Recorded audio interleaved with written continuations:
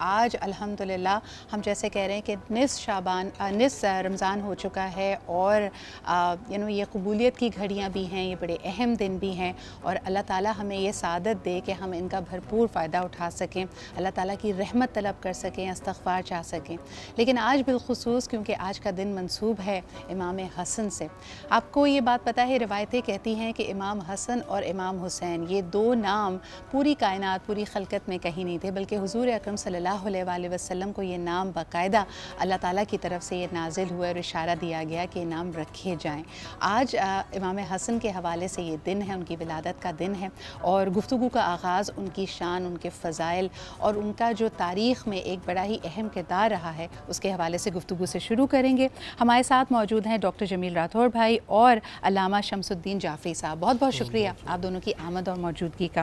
جمیل بھائی، جب ہم بات کرتے ہیں امام حسن کی، ان کی زندگی سے، ان کے کردار سے، کہتے ہیں کوئی ثانی نہیں ہے نا، جس گود میں پرورش پائی، جہاں تربیت پائی اور جہاں سے دین سیکھا، واقعی وہ تو ہم سب کے لیے بھی مشعل راہ ہیں۔ ان کی زندگی کے حوالے سے اگر آپ کچھ کہنا چاہیں۔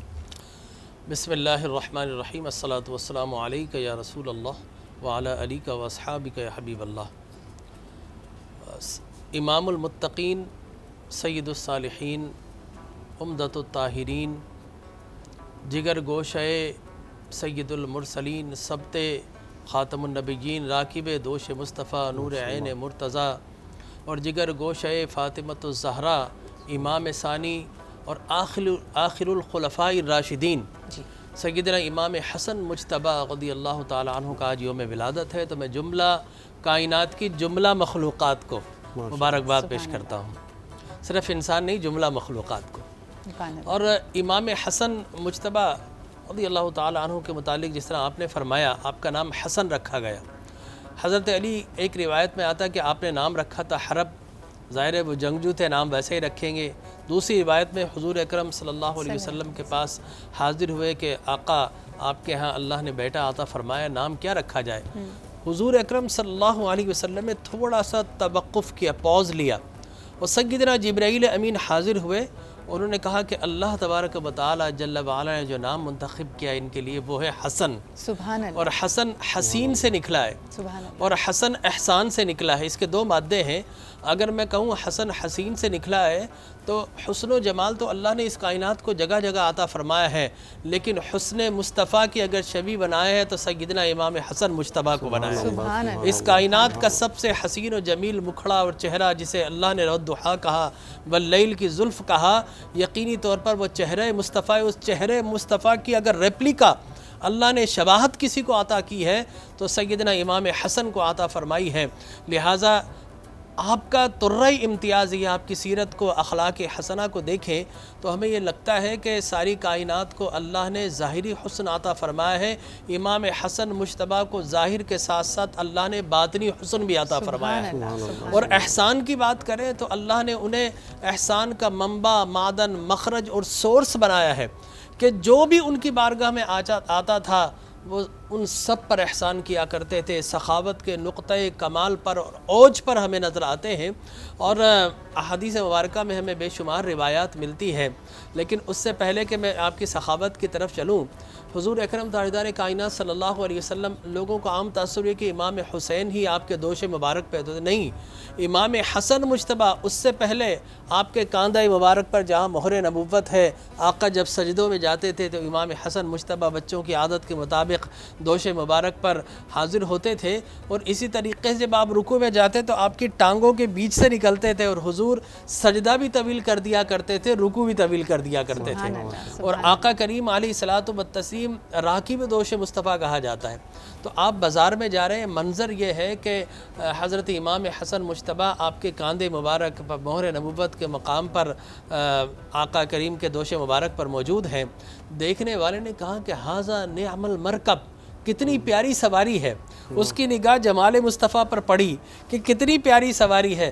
حضور اکرم صلی اللہ علیہ وسلم نے فرمایا، اے دیکھنے والے، تو نے تو یہ تو دیکھا کہ سواری کتنی پیاری ہے، یہ بھی دیکھ، ھذا نعم الراکب وہو، سواری کتنی پیاری ہے، یہ بھی تو دیکھ کہ سوار کتنا پیارا ہے۔ سبحان اللہ۔ لہٰذا حضور اکرم صلی اللہ علیہ وسلم نے پیارا کہا، اور پھر آپ نے بچپن میں فرما دے، آپ کی عمر مبارک جب سرکار کا وصال مبارک ہوا تو کم و بیش 6 سال کے لگ بھگ تھی. اس زمانے میں آپ نے فرمایا ان ابنی ہادہ سید. دنیا میں بڑے سید آئے. آج کل تو پٹواری بھی باقاعدہ کھاتوں میں سید لکھ دیا کرتے ہیں, لہٰذا ہر طرف سید نظر آتے ہیں, لیکن میں حسن ظن رکھتے ہوئے سوچتا ہوں کہ شاید صحیح سید ہوں گے. لیکن جس کو کائنات کے آقا نے سید ہونے کی ڈگری عطا فرمائی وہ امام حسن مجتبیٰ ہے. اور آپ نے فرمایا یہ مصلح امت ہے.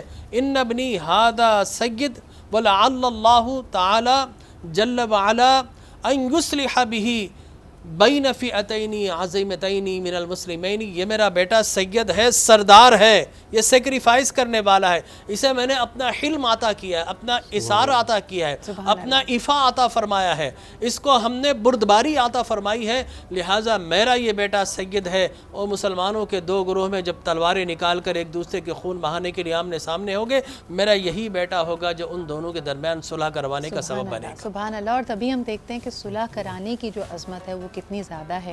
اور خاص طور پہ جیسے آپ نے بھی ذکر کیا کہ امام حسن اور امام حسین کو حضور اکرم صلی اللہ علیہ وآلہ وسلم نے یہ پیش گوئی کی کہ آپ جنت میں نوجوانوں کے سردار ہوں گے.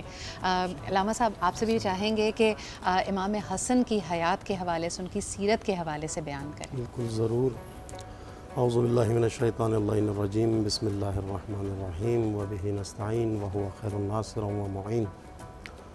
سب سے پہلے تو میں تمام عالمین کی خدمت میں ہدیہ تبریک و تہنیت پیش کرتا ہوں اس ولادت باسعادت پر, چونکہ امام کریم ہے, کریم اہل بیت کہا جاتا ہے امام کو. قبلہ نے ذکر کیا جیسے نام کا حسن نام ایک ایسا نام جو تاریخ بشریت میں اس سے پہلے کسی کا نہیں تھا. نہیں, حسن ایسا نہیں ہے کہ عرب زبان میں حسن لفظ استعمال نہیں ہوتا تھا. حسن بطور صفت استعمال ہوا, بطور نام کبھی استعمال نہیں ہوا. یہ پہلی شخصیت. اچھا, نام میں اور صفت میں فرق کیا ہوتا ہے؟ صفت وقت کے ساتھ ساتھ بدل جاتی. بچہ ہے تو صفات مختلف ہیں, جوان ہے تو صفات مختلف ہے, بوڑھا ہے تو صفات مختلف ہیں. لیکن اگر نام ہو تو نام نہیں بدلتا. بچہ ہے تب بھی حسن ہے, جوان ہے تب بھی حسن ہے, بوڑھا ہے تب بھی حسن ہے.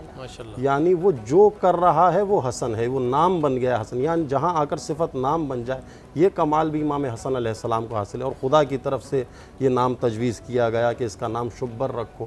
جبرائیل امین نازل ہوئے, کہا اے حبیب خدا, میرے حبیب خدا کہہ رہا ہے کہ اس بچے کا نام یا رسول اللہ شبر رکھیں. کہا شبر کا مطلب کیا ہے؟ عربی زبان میں شبر حسن کو کہا جاتا ہے, یا رسول اللہ اس کا نام حسن رکھیں. تو رسول اللہ نے خدا کے اس فرمان کے مطابق جن کا نام خدا تجویز کر رہا ہے وہ امام آج دنیا میں آ رہے ہیں. یعنی رمضان اپنے عین شباب پر ہے تو سید شباب اہل الجنہ کا آج کہہ لیجیے آمد دنیا میں ہو رہی ہے. تو یہ مرتبہ امام حسن کا ہے. آپ نے ذکر کیا کہ تاریخی حقائق, تاریخی پس منظر امام کا, اور کس طریقے سے اخلاق و بے تحاشا واقعات ملتے ہیں. میں ایک واقعہ, چونکہ اہل الجنہ کا ذکر کیا تو جناب ابو ہریرہ مدینے کا یہ واقعہ ہے. کہتے ہیں کہ روز بازار میں امام حسن مجتبیٰ جوان سن ہیں, ابھی اتنی بڑی عمر نہیں ہے امام کی. امام گھوڑے پر سوار بازار میں وارد ہوئے. کہتے ہیں سب نے منظر دیکھا کہ جناب ابو ہریرہ دوڑتے ہوئے, ایک رسول کے بزرگ صحابی, اتنی احادیث جناب سے نقل ہوئی ہیں, کہتے ہیں دوڑتے ہوئے گئے اور لجام فرس کو تھاما, اور لجام فرس کو تھام کر گھوڑے کے ساتھ ساتھ چلنے لگے. سب لوگوں نے جب یہ منظر دیکھا کہ ایک بچہ گھوڑے پر سوار ہے اور ایک بزرگ آدمی آ کر گھوڑے کو تھامتا ہے, اور وہ بھی جلیل القدر صحابی, بزرگ صحابی, اتنی روایت و احادیث بیان کرنے والا صحابی, ایک لجام فرس کو تھام کر ساتھ ساتھ چل رہا ہے. لوگوں نے کہا حیف ہے, ہونا تو یہ چاہیے تھا, عدل کا تقاضا یہ تھا اے ابو ہریرہ کہ آپ گھوڑے پر سوار ہوتے, یہ جوان نیچے ہوتا اور لجام فرس کو تھامتا. کہا خبردار, کیا تم نے نہیں پہچانا اس سوار کو؟ یہ سوار کون ہے؟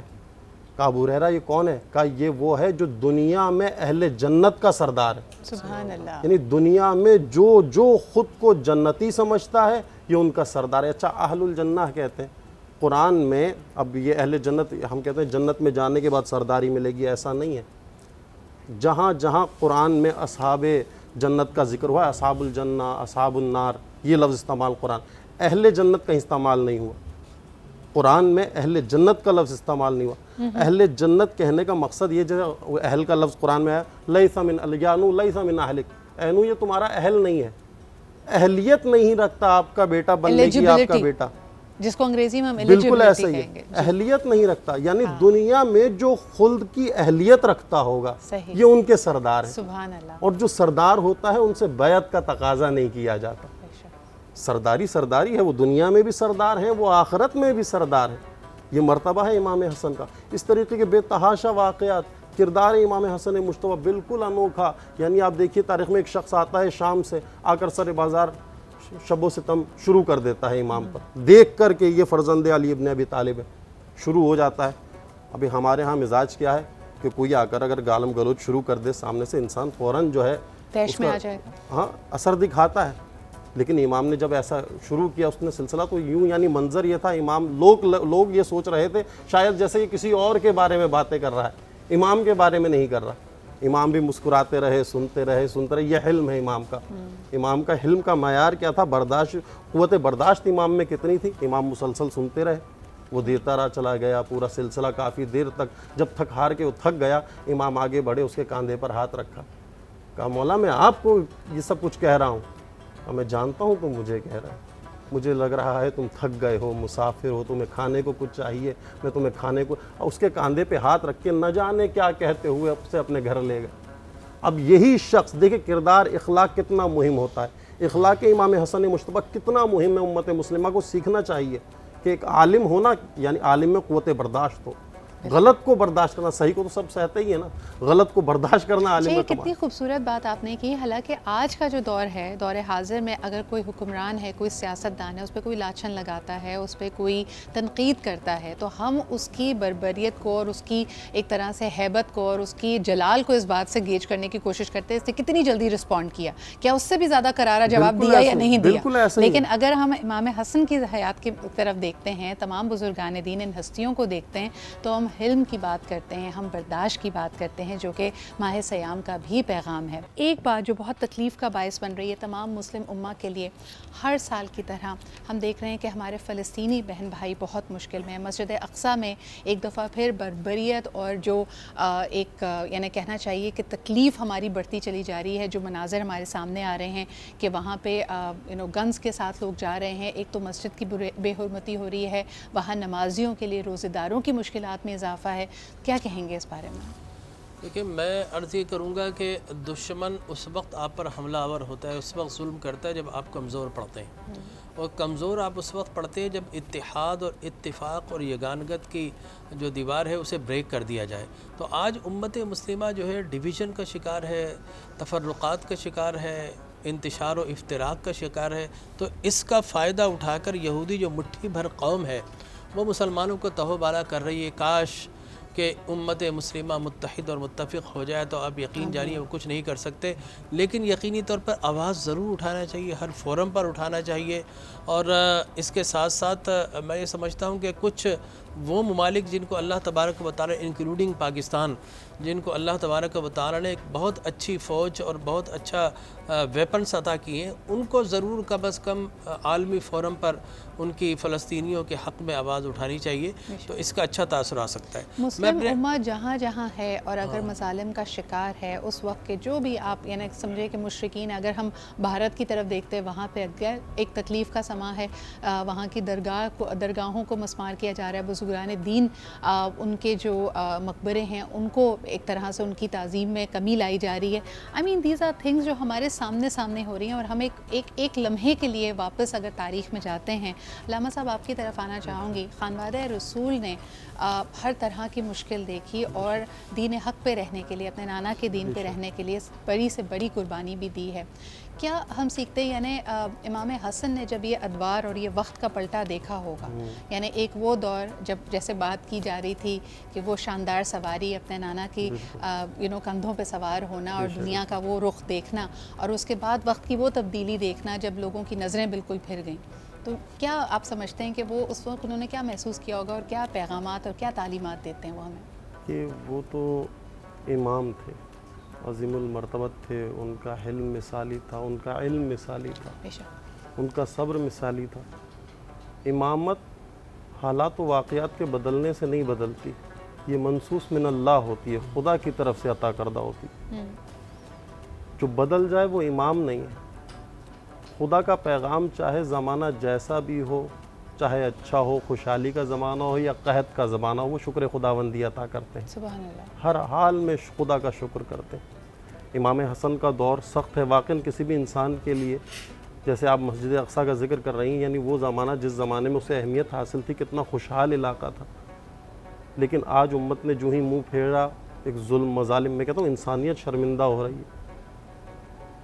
اب یہ نہیں کہ اسلام کی وجہ سے وہاں مسلمان بستے ہیں اس لیے آواز اٹھائیں، وہاں انسان بستے ہیں یہ سوچ کر آواز اٹھائیں. بے شک. انسانیت شرمندہ ہو رہی ہے. ننھے بچے ٹینکوں کے آگے اگر پتھر لے کر کھڑے ہیں، ٹینک کھجا اور ایک بچہ ہاتھ میں پتھر لیے 7 سالہ بچہ کھجا.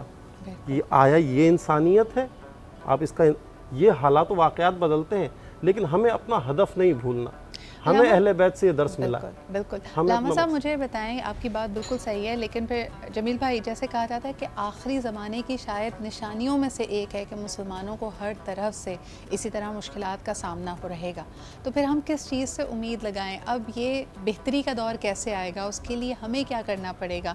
ہمیں منظم، جیسے آپ نے کہا کہ ایک ہو جائیں، وہ ہمیں ایک کرنے والی قوت کون سی ہوگی؟ دیکھیں، میں 2 چیزیں یہاں بیان کرنا چاہوں گا. ایک تو یہ کہ بالکل ایسا ہو کر رہے گا، اور کچھ یہودی جو ہے اینٹی کرائسٹ کا انتظار کر رہے ہیں، ہم ہولی کرائسٹ کا انتظار کر رہے ہیں. ٹھیک ہے نا؟ وہ دجال کا انتظار کر رہے ہیں، اور ہم امام مہدی اور جناب عیسیٰ ابن مریم علیہ الصلاۃ والتسلیم کا انتظار کر رہے ہیں. تو یہ واقعہ تو ہو کر رہے گا، لیکن اس کو کسی حد تک نکیل ڈالی جا سکتی ہے اس وقت جب آپ ظالم کے سامنے کھڑے ہو. تو اس سے ہمیں کربلا سے سیکھنا چاہیے. دیکھیں، آج بھی کچھ لوگ یہ ہیں جو انتشار پھیلاتے ہیں کہ جناب وہ 2 شہزادوں کی جنگ تھی، یہ تھا. میں نے ابھی آپ سے عرض کیا کہ حضور نے فرمایا میرا بیٹا سید ہے. بھائی، وہ بادشاہت تو ان کے قدموں میں موجود تھی، لہٰذا یہ تاثر دے کر، اس لیے کہ وہ جنگ تھی 2 قومی نظریے کی. یزید کیا چاہتا تھا؟ بدر سے جو یوم فرقان حق و باطل کی تمیز ہوئی تھی، یزید چاہتا تھا کفر اور اسلام کو باہم آمیزش کر دی جائے، نہ اسلام کا پتہ چلے نہ کفر کا پتہ چلے. لہذا اسلام کو بالکل خالص طور پر علیحدہ رکھنے کے لیے امام علی مقام نے یزید کے سامنے سینہ سپر ہوئے. اور دوسری بات یہ تھی کہ آقا کریم علیہ الصلوۃ والتسلیم نے غلامی کی زنجیریں لوگوں کی گردن سے نکال دی تھی، اور خلفائے راشدین نے ایسا کیا تھا. وہ دوبارہ غلام بنانا چاہتا تھا. لہذا میں بس اتنا یہ کہوں گا کہ وہ یہ کہتا ہے یہ خاندان بڑا عظیم خاندان ہے.